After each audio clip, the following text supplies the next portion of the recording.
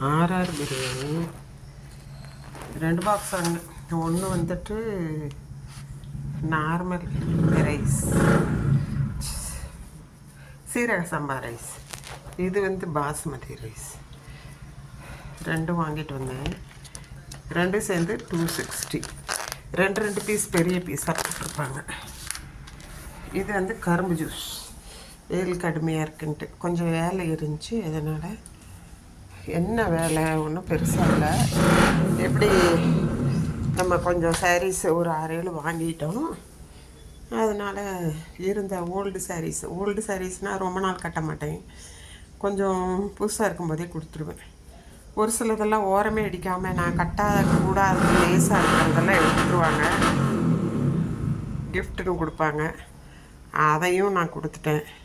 நிறைய பேர் எனக்கு கிஃப்ட் ப்ளவுஸ் கொடுப்பாங்க. அதையும் கொண்டு போயிட்டு என்னோடய பூக்காரம்மாவுக்கு கொடுத்தேன்.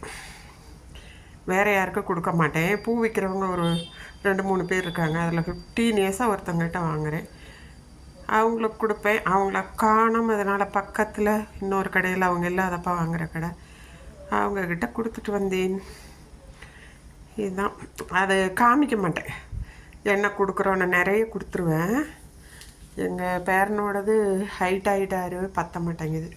அது ஒரு 20,000 இருக்கும். அவ்வளவும் கொடுத்தேன் ஒருத்தருக்கு. அப்புறம் இப்போ ஒரு 1000க்குள்ளார இருக்கும். அது மாதிரி பில்லோ கவர்ஸு ஒரு டைம் 2 டைம் யூஸ் பண்ணிவிட்டு அப்படியே போட்டுருவாங்க. சரி, அதெல்லாம் கொண்டு போய் கொடுத்துட்டு வந்துட்டேன். தேங்க்யூ ஃபார் வாட்சிங். இது போல் உங்களுக்கும் தோணுச்சுன்னா கொடுங்க. நல்ல பழக்கம். ஏன்னா முஸ்லீம்ஸ் அது மாதிரி நிறைய புதுசே செய்கிறாங்க. நமக்கு ஒரு டைம் 2 டைம் கட்டினது ஒன்றும் பெரிய விஷயம் இல்லை. அப்படியே புதுசு போல் இருக்குது. பார்த்தோன்னே வாங்கிப்பாங்க எங்கிட்ட. அதே மாதிரி ஓரம் அடிக்காமையே புதுசே நிறைய சாரீஸ் இருக்குது. அது மாதிரி இருக்கிறதையும் கொடுத்துருவேன். வேறு ஒன்று.